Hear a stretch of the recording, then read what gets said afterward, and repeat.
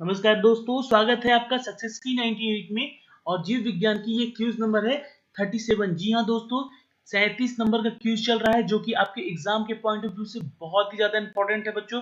तो जितनी जल्दी हो सके आप जुड़ जाइए। ये लाइफ साइंस जो है, जनरल साइंस की टोटल क्लास है ये।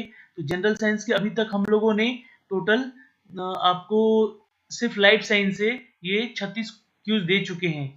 और अभी आपका चल रहा है क्विज नंबर 37। तो यहाँ से कुछ इंपॉर्टेंट क्वेश्चन बनते हैं आपके लिए, जो कि मैं आपके लिए लेकर आया हूँ। ठीक है, रेलवे में बहुत सारे बच्चे कह रहे हैं कि सर कितना और टॉपिक बचा है।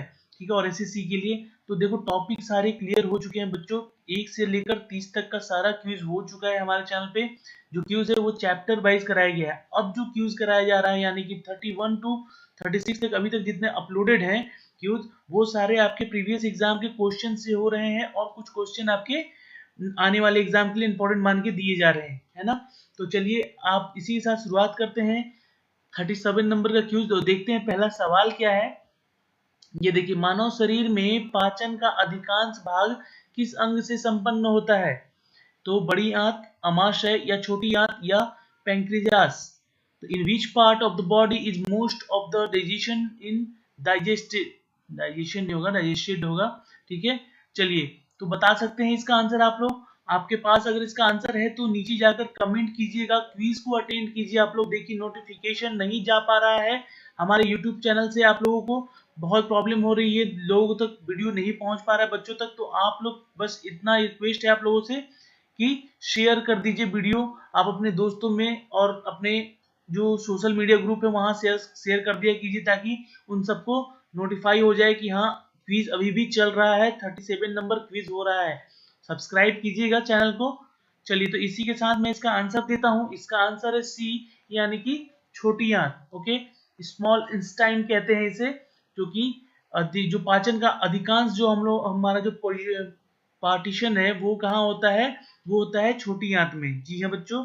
चलिए अगला सवाल है हमारा, पत्तों के पालक के पत्तों में किसकी मात्रा सबसे अधिक होती है? विटामिन की, कार्बोहाइड्रेट की, आयरन की या वसा की? ये इंपॉर्टेंट क्वेश्चन है और ये क्वेश्चन मैं पहले भी कभी करा चुका हूं अपने वीडियो में, जो कि वनस्पति विज्ञान से जो चैप्टर था उसमें मैंने ये क्वेश्चन कराया भी था आपको। ठीक है, तो ये देखो क्वेश्चन एसएससी सीजीएल में पूछा हुआ है एग्जाम में। ठीक है, वहीं से ये क्वेश्चन लेके आए हैं, 2016 का है ये पेपर। ओके, उसमें से ये क्वेश्चन आया हुआ है। तो पालक के तत्वों में यानी कि what is the maximum amount of Spanish leaves? तो आंसर है सी, यानी कि आयरन की मात्रा होती है। जी हाँ बच्चों, याद रखिएगा आयरन की मात्रा सबसे ज्यादा होती है पालक के पत्तों में। इनफैक्ट हरे साग सब्जियों में, जितने भी हरे साग सब्जी आप खाते हैं उसमें आयरन की मात्रा सबसे ज्यादा होती है, इसलिए ज्यादा हरे साग सब्जी खाएं। मांस, और जो नॉन वेजिटेरियन है जो मांस खाते हैं वो थोड़ा कम कर लें, क्योंकि वहां से हमें सिर्फ फैट्स मिलता है। और जिनको जरूरत है वैसे वो खा सकते हैं, ऐसा मना नहीं है। डॉक्टर कहते हैं जब कभी खाने को तो आपको खाना भी चाहिए। अगला सवाल इसी के साथ देखते हैं बच्चों। आग्नि किया वसा से रुक्त, इनमें से वसा कौन से विलय नहीं होता है? कौन से विटामिन में वसा जो है वो सॉल्यूट नहीं होता है उसका? ठीक है, उसमें सॉल्यूट नहीं होता है फैट। तो vitamin A, vitamin B, vitamin C या फिर विटामिन डी? तो चलिए आंसर कीजिए जल्दी से। आंसर आपको मुझे लगता है इसका पता है, तो आप लोग कमेंट कर सकते हैं नीचे बच्चों, जाकर कमेंट बॉक्स में जरूर कमेंट कीजिएगा, है ना। और ये क्विज चल रहा है, जी हाँ 37। और जिनको पीछे का क्विज देखना है यानी कि 1 to 36, वो प्लीज जाइए हमारे प्लेलिस्ट में, सक्सेस की 98 के प्लेलिस्ट में जाइए। वहां पे आपको जनरल साइंस में लाइफ साइंस का एक फोल्डर मिलेगा, और उस फोल्डर में 1 to 36 वीडियो अभी तक अपलोडेड है ना। तो जाकर जरूर देखें। और ये क्विज में अब क्या हो रहा है, पहले हर क्वेश्चन को 20-20 क्वेश्चन दे रहा था ताकि जल्दी कोर्स आपका एग्जाम से पहले खत्म कर दूं, और वो खत्म हो चुका है। अब हम लोग सिर्फ रिवीजन कर रहे हैं, कैसे क्वेश्चन के? तो प्रीवियस ईयर के क्वेश्चंस का। इसका आंसर है बी, विटामिन बी में जो होता है फैट जो होता है वो सोल्यूबल नहीं होता है। ओके, याद रखिएगा, इंपॉर्टेंट क्वेश्चन है। किस तत्व की कमी के कारण घेंगा रोग होता है? घेंगा रोग पता है आपको क्या होता है? घेंगा रोग अक्सर गले में होता है, गला से लेकर ये जो हमारा नेक का पोर्शन होता है, चेस्ट से ऊपर, और आपकी कह सकते हैं गर्दन में होता है। ठीक है, और ये किस कमी से होता है? तो ये होता है आयोडीन की कमी से। जी हाँ बच्चों, आयोडीन की मात्रा की अगर कमी हो जाए हमारे शरीर में तो ये रोग हो सकता है। तो बी केयरफुल, है ना। नमक ज़्यादा भी नहीं खाना है, क्योंकि ज़्यादा नमक खाने से आपका जो ब्लड प्रेशर है वो बढ़ने लगता है। ठीक है, तो ब्लड प्रेशर बढ़ता है तो लोग क्या करते हैं, कमेंट जो करते हैं आके कमेंट बॉक्स में कि फालतू की बातें जो कमेंट करते हैं वो करने लगोगे आप भी। इसलिए आप लोग ज़्यादा नमक ना खाएं और कम भी ना खाएं, सही मात्रा में खाएं। तो आयोडीन है इसका आंसर। ओके, अगला सवाल है हमारा कि मानव की पाचन नली लगभग कितने फीट की लंबी है। मानव की पाचन नली लगभग कितने फीट लंबी होती है, ये क्वेश्चन मैं पिछले एक वीडियो में करा चुका हूं। और ये देखिए, ये क्वेश्चन जो है आरआरबी यानी कि रेलवे 2009 में पूछा गया है सवाल ये। ठीक है, ये भुवनेश्वर के पेपर में था। ठीक है, भुवनेश्वर जो पेपर हुआ था आरआरबी का, उसमें ये पूछा गया है क्वेश्चन। तो आपको मैं बता दूं कि क्वेश्चन इंपॉर्टेंट है, आ सकता है एग्जाम में, क्योंकि अब एग्जाम जो हो रहा है वो सीबीटी एग्जाम हो रहा है, मतलब कंप्यूटर बेस्ड एग्जाम हो रहा है, टेस्ट हो रहा है। तो ऐसे क्वेश्चन बनेंगे, शॉर्ट रहेंगे, और उसका कारण होगा क्योंकि हर चैप्टर से एक न एक क्वेश्चन तो रहेगा ही। ठीक है, तो मानव की पाचन नली लगभग कितने फीट की होती है, तो याद रखिएगा 32 फीट। ठीक है, 32 फीट लंबी होती है मानव पाचन की नली। मानव तंत्र में निम्नलिखित में से कौन सा एक पाचन एंजाइम है, ये क्वेश्चन भी इंपॉर्टेंट है। देखिए, ये आपका क्वेश्चन सीजीएल में पूछा हुआ है। कितने का है, 2009 में ये भी पूछा है। ठीक है, और इसका आंसर बताइएगा आप लोग। Which of the following is not digestive enzyme in the human system. तो ट्रिप्सिन, पेप्सिन, टाइलिन या गैस्ट्रिन। तो आंसर है इसका गैस्ट्रिन होगा। ठीक है, gastrin is the right answer. मानव तंत्र में कौन सा पाचन तंत्र एंजाइम है, तो वो है गैस्ट्रिन। ठीक है, नोट कीजिएगा आंसर को, आंसर है डी। चलिए, अगला सवाल है हमारा कि मानव शरीर के किस अंग की हड्डी सबसे लंबी होती है। तो मैंने आपको पढ़ाया था जब बॉडी पार्ट्स का, वो वीडियो आप देखिएगा। उसमें जो होता है हमारे जो जांघ की हड्डी होती है ना, ठीक है, जो जांघ की हड्डी होती है वो ही सबसे लंबी होती है। ठीक है, आंसर आई थिंक डी है। Yes, D is right answer. जांघ की हड्डी सबसे लंबी होती है, और इसका मैंने नाम भी बताया था आपको, वो नोट कीजिएगा। ये क्वेश्चन आया हुआ है एसएससी सीजीएल में भी। ठीक है, ये 2007 का है क्वेश्चन। 7 है ना, हाँ ओके, 7 का है क्वेश्चन। ठीक है, और ये जांघ, ठीक है, थाई जो होती है हमारी, वहां की हड्डी सबसे लंबी होती है, याद रखिएगा। कोई भी बच्चा भूलकर मेरुदंड नहीं लिख देगा, ये सोच के कि बॉडी पार्ट का जो सबसे लंबा पार्ट होता है वो आपके पीठ वाला होता है, यानी कि मेरुदंड होता है, वो नहीं होता है। ठीक है, जांघ की हड्डी सबसे लंबी होती है। पेट में भोजन को पचाने के लिए निम्नलिखित में से किसकी खास आवश्यकता होती है। चलिए, इंपॉर्टेंट क्वेश्चन है ये, तो आप सभी इसका आंसर दे सकते हैं। ठीक है, कमेंट कीजिए। और ये क्वेश्चन आया हुआ है आपके आरआरबी 2010 के पेपर में। ठीक है, तो इसलिए मैं ये क्वेश्चन, देखो जो क्वेश्चन रिपीटेड है वो मैं करा रहा हूँ आपको जानबूझकर, क्योंकि ऐसे क्वेश्चन रिपीटेड होते हैं एग्जाम में। ओके, तो अगर आपको आंसर पता है तो जल्दी से आंसर कीजिएगा नीचे कमेंट बॉक्स में जाके। और बहुत बच्चे क्या कर रहे हैं कि हमारे चैनल पे आके कमेंट कर रहे हैं। देखो, आप लोग प्लीज आपस में एक दूसरे से ना लड़ें और सिर्फ पढ़ाई पे ध्यान दें। देखो, हो सकता है कोई किसी को बुरा बोले, कोई इशू नहीं यार, कोई हमें बुरा बोले कोई बात नहीं है, मैं किसी को कुछ नहीं बोलूंगा। क्योंकि सपोज मान के चलो, मैं एक एग्जांपल देता हूँ कि मैं सबसे बुरा पढ़ाता हूँ। ओके, सबसे बुरा पढ़ाता हूँ मैं, ये मान के चलो ये सबसे वर्स्ट है। ये लाइफ साइंस का जो हमारा क्विज है, सबसे वर्स्ट, बेकार है, सबसे बेकार है। तब पर भी बहुत लड़के हमसे जुड़ रहे हैं। ठीक है, फिर भी हमसे बहुत लड़के जुड़ रहे हैं। तो यार, इतना अगर मैं खराब पढ़ा रहा हूँ तो इतना समझ में आ रहा है लोगों को, तो कभी ना कभी कुछ अच्छा पढ़ोगे तो यूं ही समझ में आ जाएगी। इट मीन्स कि आप सभी बहुत अच्छे हो, बहुत तेज हो। ठीक है, तो जब खराब पढ़ाने वाला चीज समझ जा रहे हो तो कोई अच्छा पढ़ाएगा तो जाहिर सी बात है ना कि अच्छा समझ जाओगे जल्दी।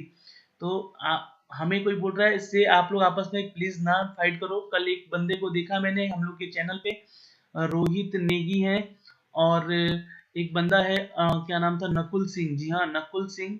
ये दो बंदे आपस में बहुत ही ज्यादा वो हो गए थे। मुझे बीच में बोलना अच्छा नहीं लग रहा था कमेंट में, इसलिए मैंने सोचा कि कोई वीडियो में बोलूंगा। ठीक है, तो उन बच्चों को मैं प्लीज रिक्वेस्ट कर रहा हूँ कि यहाँ पे फाइट ना करें आप दोनों एक दूसरे से, और पढ़ाई पे ध्यान दें। तो ज्यादा बेनिफिट होगा आप सबके लिए। पेट में भोजन पचाने के लिए निम्नलिखित में से किसकी खास आवश्यकता होती है? तो आंसर है डी, यानी कि एंजाइम की। जी हाँ, एंजाइम की सबसे ज्यादा आवश्यकता होती है भोजन को पचाने के लिए। ओके बच्चों, इन सब का डिस्क्रिप्शन मैं अपने वीडियो में दे चुका हूं दोस्तों, आप लोग पुरानी वीडियो देखिए, वहां से समझ में जरूर आएगा आपको question. Okay, 9th number question है, ये भी देखो क्वेश्चन आपका आया हुआ है, आरआरबी 2010 का ही क्वेश्चन है ये। ठीक है, मुख्य से निकली लार किसका पाचन करती है? प्रोटीन, विटामिन, स्टार्च या वसा?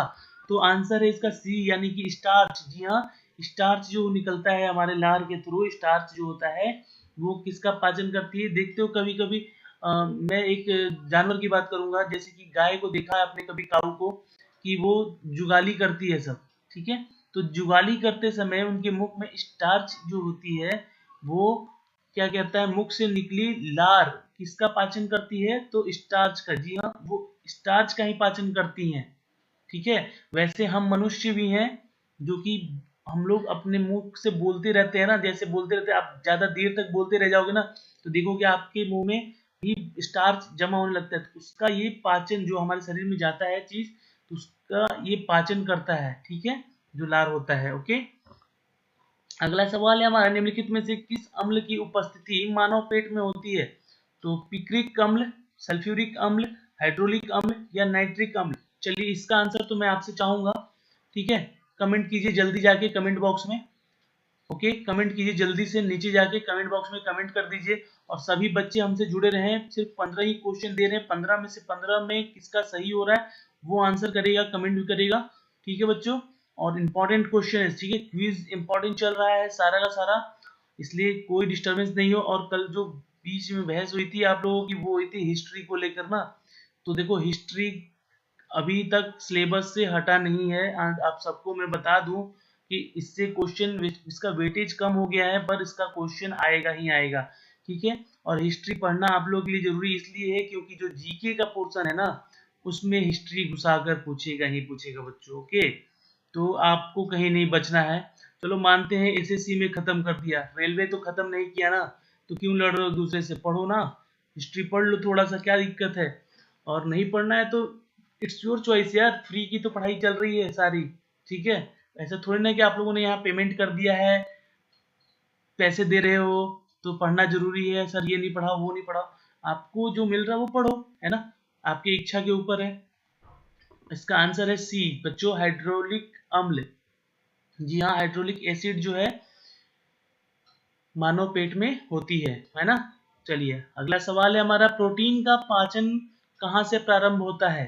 मुख गुहा, ग्रास नली, उदर या छोटी आंत? ठीक है, मुख नली, मुख गुहा, ग्रास नली, उदर या छोटी आंत?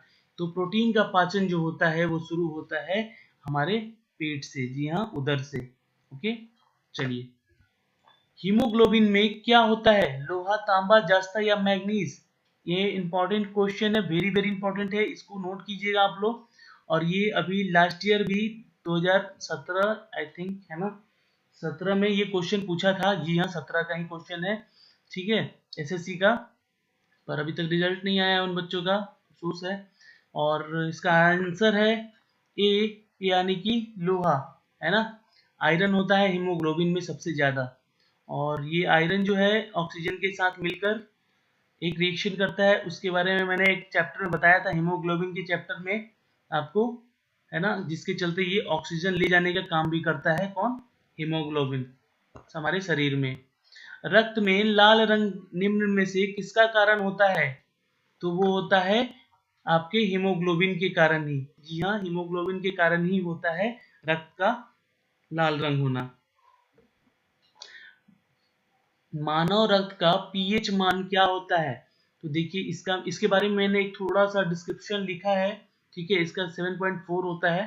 ठीक है, a pH of neutral, the lower the pH the more acidic of the blood, a variety of factor affect blood pH including what is ingested: vomiting, diarrhea, lungs function, endocrine function, kidney function, and the urine tract infection. Okay, the normal blood pH is tightly regulated between 7.34 to 7.45 है ना। तो आपका जो answer है वो है 7.4 है यहाँ पे, क्योंकि 7.3 से अराउंड आता तो उसको आंसर हम करते हैं। ठीक है, मानव रक्त का जो पीएच मान होता है, यानी कि जो न्यूट्रल होता है, पीएच पे आगे क्या होता है, न्यूट्रल होता है। ठीक है, तो ये जो मान होता है हमारा, ये होता है 7.3 से 7.5 तक, 4-5 तक सॉरी। और इसके जो डिसऑर्डर से कौन सी बीमारी हो सकती है, क्या हो सकता है, देखो वोमिटिंग हो सकती है, डायरिया हो सकता है, लंग इन्फेक्शन हो सकता है, इंडोरिन फंक्शन की प्रॉब्लम हो सकती है, किडनी फंक्शन फेल हो सकता है, यूरिन ट्रैक्ट में इन्फेक्शन हो सकता है ना। चलिए अगला सवाल देखते हैं कि रक्त की शुद्धिकरण कहाँ होता है। तो रक्त का शुद्धिकरण जो होता है दोस्तों, वो होता है हमारे किडनी में। जी हाँ, जो हमारा किडनी है वो उसमें होता है हमारा ब्लड प्योरीफाई। ओके, चलिए तो बच्चों आज के लिए इतना ही था। हमारे साथ बने रहने के लिए आपका तो बहुत बहुत धन्यवाद है। देखिए सक्सेस की 98 को अगर अभी तक आप लोगों ने सब्सक्राइब नहीं किया हो तो प्लीज सब्सक्राइब कर लें, बेल के आइकन को दबा लें नोटिफिकेशन के लिए, क्योंकि बेल के आइकन को जो बच्चे नहीं दबा पा रहे हैं उनको नोटिफिकेशन नहीं जा पा रहा है। ओके, और शेयर कीजिएगा वीडियो को, क्योंकि नोटिफिकेशन नहीं जा रहा लोगों तक, आप लोग शेयर कीजिएगा तो शायद ये नोटिफिकेशन उन तक जा सकेगा और वो भी वीडियो को देख सकेंगे। आज के लिए इतना ही, मिलते हैं आपसे हम अगले वीडियो में, तब तक के लिए धन्यवाद।